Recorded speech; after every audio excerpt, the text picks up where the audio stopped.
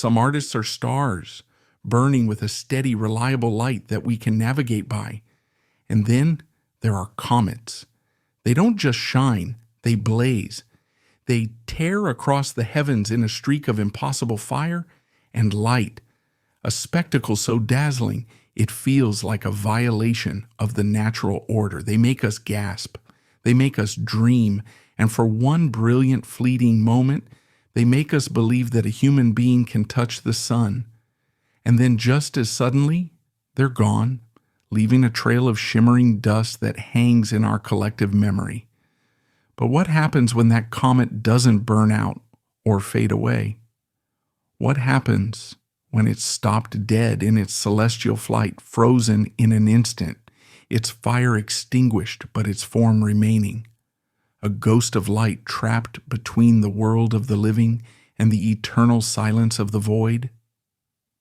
This is the story of a man who was a pure comet, a man whose voice could shatter a champagne glass from 100 feet away and then, in the very next breath, whisper a lyric so tender it could mend the most shattered of hearts. This is the story of a performer whose kinetic energy could have powered a small city, a man who earned and deserved the title of Mr. Excitement. This is the story of Jackie Wilson. His life was a symphony played at a furious tempo, a breathtaking composition of soaring talent, dizzying fame, and gut-wrenching tragedy. He was nothing less than a pioneer, a trailblazer who drew the map that future titans like James Brown, Elvis Presley, and Michael Jackson would follow. Yet, for all the blinding light he projected into the world, his own life was cast in the deepest shadows, a place of profound private pain that culminated in a final, drawn-out tragedy, so cruel and so prolonged it remains one of the most heartbreaking tales in the annals of music history. It is a story about a man who gave every last atom of his being to his audience, right up until the final, hanging note, a note that would tragically stretch into 9 years of devastating, unimaginable silence. To truly grasp the explosive force that was Jackie Wilson, you have to transport yourself back to the world that forged him. Imagine Detroit in 1934. The Great Depression hasn't yet loosened its cold, desperate grip on America, but here, in the Motor City, a different kind of engine is sputtering to life, a rhythm of industrial might and human resilience.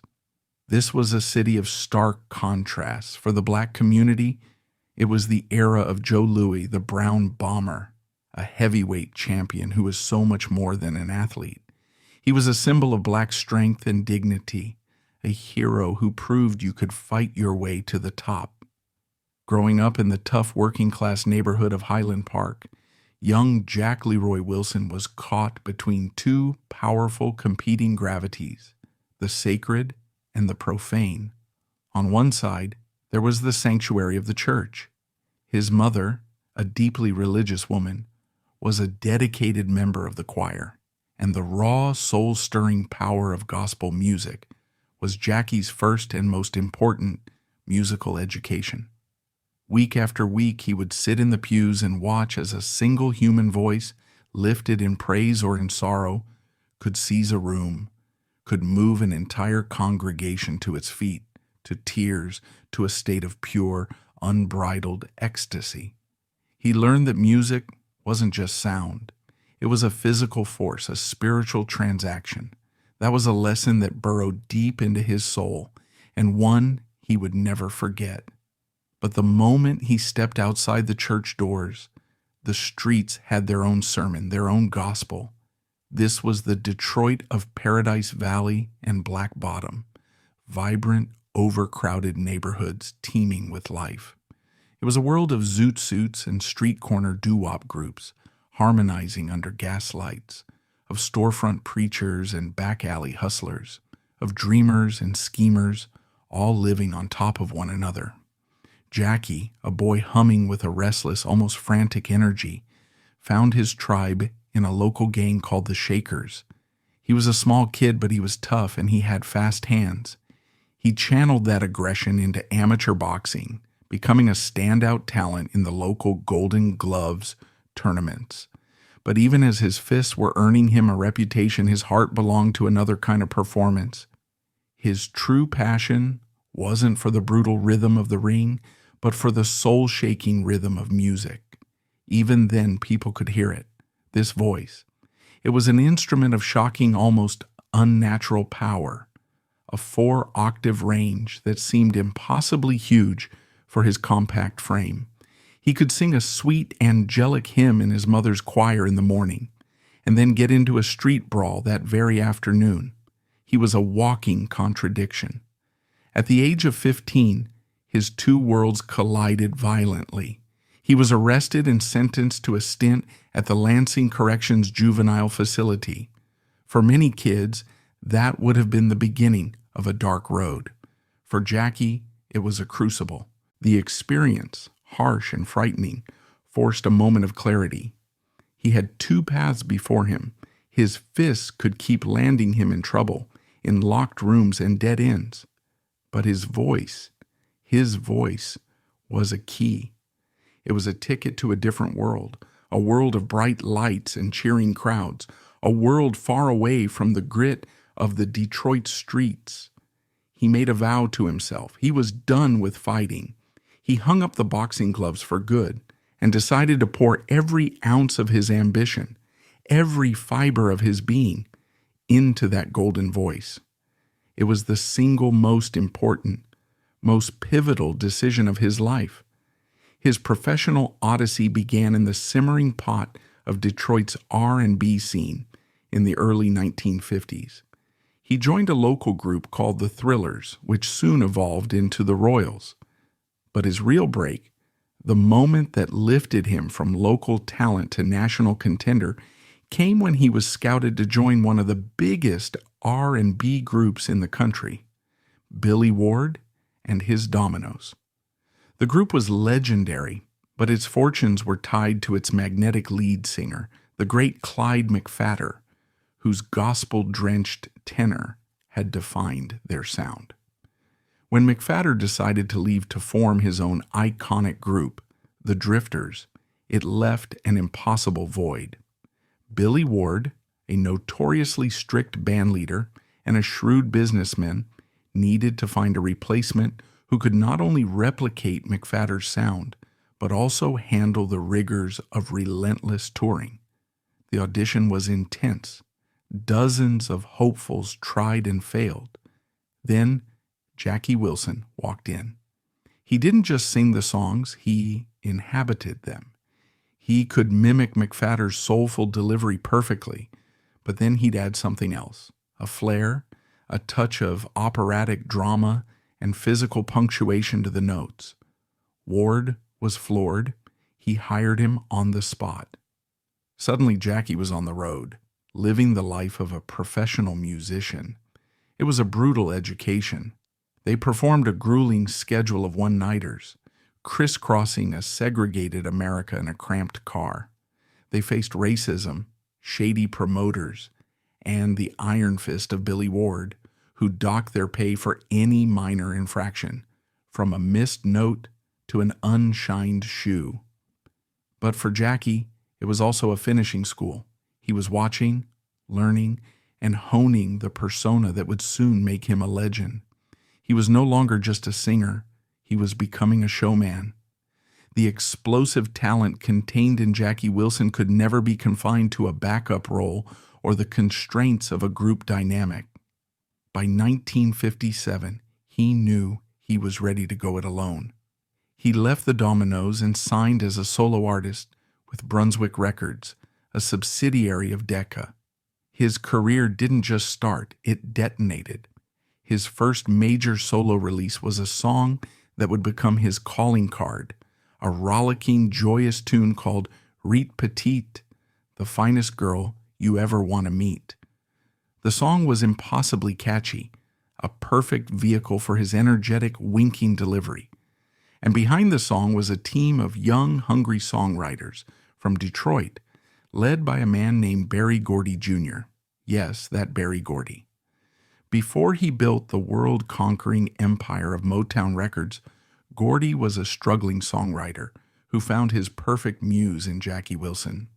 Gordy and his sister Gwen, along with their partner Billy Davis, penned a string of Jackie's earliest and most definitive hits. They understood his unique alchemy.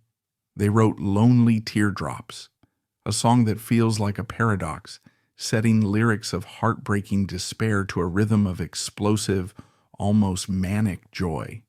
It perfectly captured the duality of Jackie's appeal. Then came To Be Loved, a soaring, dramatic ballad that allowed him to unleash the full operatic power of his voice. This collaboration was in many ways the laboratory where the Motown sound was born. The formula, the raw, emotional power of black R&B polished with the sophisticated sheen of pop production, creating music that could cross racial barriers and dominate the charts, was perfected on Jackie Wilson's records. Gordy took the lessons he learned writing for Jackie and built an entire kingdom upon them. Jackie was, in essence, the prototype for the Motown superstar. What followed was a cascade of hits that cemented his status as one of the era's premier artists.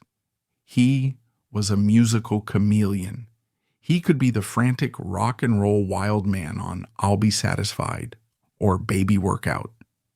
He would punctuate these songs with whoops, grunts, and shouts, turning the recording studio into a live stage. Then, with breathtaking speed, he could transform into the most sophisticated of crooners. On songs like Night and Danny Boy, he would abandon the R&B grit and unleash a pure, classically trained-sounding tenor that soared into the stratosphere. It was a sound that was simply unheard of in the world of pop and rock and roll.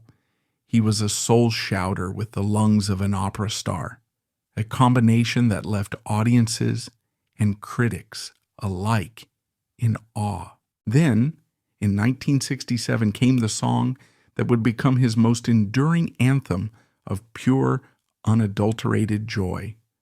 Your Love Keeps Lifting Me, Higher and Higher. It was a song that perfectly encapsulated his spirit, aspirational, energetic, and utterly irresistible. Listening to a Jackie Wilson record was an experience, but seeing him live, seeing him on stage was a seismic event. In an age when most male singers were static figures who might snap their fingers or sway their hips, Jackie Wilson was a Category 5 hurricane of motion. He didn't just walk on stage, he exploded onto it. He would glide, spin, and slide across the floor with a liquid grace that seemed to defy gravity. He would drop into a full split, microphone in hand, and leap back to his feet without ever missing a note, a bead of sweat flying from his brow. He was James Brown before James Brown had perfected his act. He was Michael Jackson, a generation before the moonwalk. Elvis Presley, himself a revolutionary performer, was a huge fan and was once quoted as calling Jackie the Black Elvis.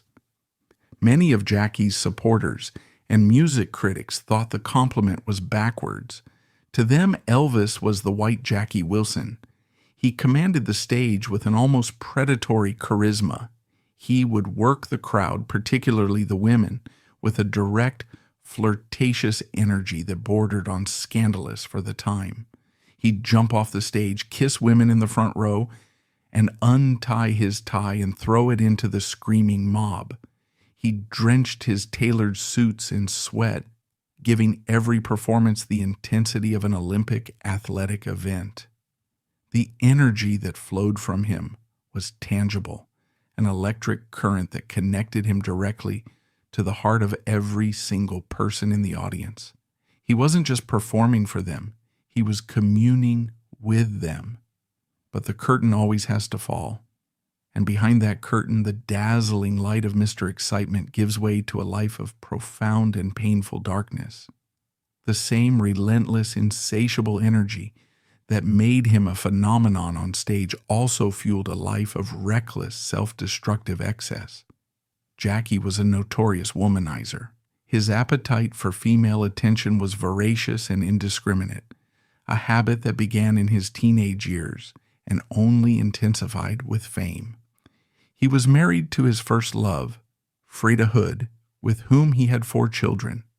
But their marriage was a casualty of his career, fractured by his constant infidelities, which were not discreet affairs, but public knowledge. His personal life was a chaotic, tangled mess of overlapping relationships, passionate encounters, and the inevitable emotional wreckage he left in his wake. This recklessness occasionally spiraled into terrifying violence. The most infamous incident occurred on a cold winter night in February 1961 at his apartment in Manhattan. The story that hit the papers was shocking. Jackie Wilson had been shot twice at close range. The official narrative fed to the press by his management was that a beautiful, obsessed fan named Juanita Jones, with whom he may have been having an affair, had shown up at his apartment. In a fit of jealous rage over his engagement to another woman, she had shot him before turning the gun on herself. Jackie was rushed to the hospital in critical condition. 1 bullet had lodged near his spine, too dangerous to remove, and he lost a kidney. He would carry that bullet in his body for the rest of his life. But for decades, whispers and rumors have swirled around that official story, suggesting a much darker and more complicated truth. Some insiders from his circle have long maintained that the shooting was not the result of a spurned lover, but was connected to dangerous people to whom Jackie owed a significant amount of money. An even more startling version of the events came years later from his then-wife, Frida. She claimed that she and Jackie had been arguing, that she had been the one who was distraught and suicidal, and that in his desperate attempt to wrestle the gun away from her, Jackie had been accidentally shot. The truth of what happened in that apartment likely died with the people who were there. But the incident became a lurid part of his mythology. A man living a life so fast and so dangerous that it mirrored the drama of his most heart-wrenching songs. Then there were his finances, a catastrophe that played out in slow motion over his entire career. Jackie Wilson was the archetype of the exploited black artist of his generation. He was a hit-making machine, a cash cow who sold millions of records and filled concert halls across the globe. He was generating a fortune, but almost none of it ended up in his own pocket. His manager, a shrewd and ruthless man named Nat Tarnopol, also happened to be the head of Brunswick Records. This was a glaring conflict of interest. Tarnopol controlled every aspect of Jackie's career and his money. Jackie was kept on a weekly allowance like a child. The label paid for his lavish lifestyle, the flashy cars, the expensive suits, the apartments, but these were all treated as expenses that were charged against his earnings. He was trapped in a state of perpetual debt to the very people profiting from his genius. By the late 1960s, despite being one of a handful of the most famous entertainers in the world, Jackie was broke. The Internal Revenue Service came after him for hundreds of thousands of dollars in unpaid taxes, money he had earned but had never actually seen. They seized his family home in Detroit and garnished his future earnings. The king who strutted on stage every night looking like the richest, most successful man in the world was, in reality, a sharecropper in a sharkskin suit, singing for his supper and to pay off a debt that was designed to be unpayable. The deepest shadow in his personal life, however, was cast by a grief so profound it would haunt him until his own tragic end. Amidst the chaos of his career and relationships, he was a father. His connection with his children was complicated and often distant, but the love was real. His eldest son, Jackie Jr., was a troubled young man, struggling to find his own identity in the giant shadow of his famous father's life. The relationship was fraught with the tension of a son who both idolized and resented his father. Then, in 1970, tragedy struck. In a senseless neighborhood dispute in his own home, Jackie Jr. was shot and killed. He was only 16 years old. The news shattered Jackie Wilson, the indestructible showman, the man who seemed to live on a higher plane of existence, was suddenly and horrifyingly mortal. He was a father who had outlived his child. Friends and family said a part of Jackie died that day. The light in his eyes dimmed. The ebullient energy that had once seemed boundless now felt finite. He began to drink more heavily, and a deep, inconsolable sadness took root in his soul. The pain of this loss was a private wound that the roar of the crowd and the glare of the spotlights could never soothe. In a cruelly ironic twist of fate, this was not the end of the family's suffering. Years later, two of his daughters would also meet tragic, untimely ends. One daughter, Sandra, died suddenly of a heart attack. Another, Jacqueline, was killed in a drug-related incident. It was a family that seemed to be stalked by a relentless, unspeakable curse. By the mid-1970s, the musical world had spun on its axis. The sophisticated soul of a fully realized Motown, the raw funk of James Brown, the emerging pulse of disco, these new sounds had reshaped the landscape. Jackie's brand of classic operatic R&B, once the pinnacle of cool, was now being relegated to the oldies category. He was no longer a regular on the pop charts. His career had settled onto a new circuit, one of nostalgia. He was the star attraction in Dick Clark's Good Ol' Rock and Roll Review, a traveling show that played casinos and theaters, bringing the hits of the 50s and 60s to a generation that remembered them fondly. It could have been a sad spectacle, a living legend reduced to a nostalgia act, but Jackie refused to treat it that way. He may have been older, carrying a bullet in his back and a heart heavy with unimaginable grief, but the moment he stepped on that stage, he was not a nostalgia act. He was Mr. Excitement. He gave the audience in a New Jersey casino the same electrifying, high-energy performance he had given at the Apollo a decade earlier. The spins, the splits, the sweat, the soaring vocals, it was all still there.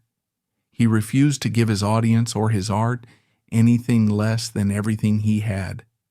And that brings us to the night of September 29th, 1975. The Dick Clark Review was playing at the Latin Casino, a popular nightclub in Cherry Hill, New Jersey. The house was packed. Jackie took the stage to a thunderous ovation. He launched into his set, his voice as powerful and commanding as ever. He was nearing the end of his performance, building to his explosive finale, Lonely Teardrops. He grabbed the microphone, the band swelled behind him, and he sang the famous, heart-wrenching line, "My heart is crying, crying." And then, as he sang those words, his own heart stopped. He suffered a massive coronary event, likely compounded by a sudden, catastrophic stroke. His body, which had been a vessel of such grace and power, pitched forward. He collapsed headfirst onto the hard stage, striking his head with a sickening thud. The microphone flew from his hand, clattering across the floor and sending a shriek of feedback through the sound system. For a terrifying second, there was confusion. Was this part of the act? A new dramatic piece of choreography? Jackie was known for his theatrical drops to the floor, but this was different.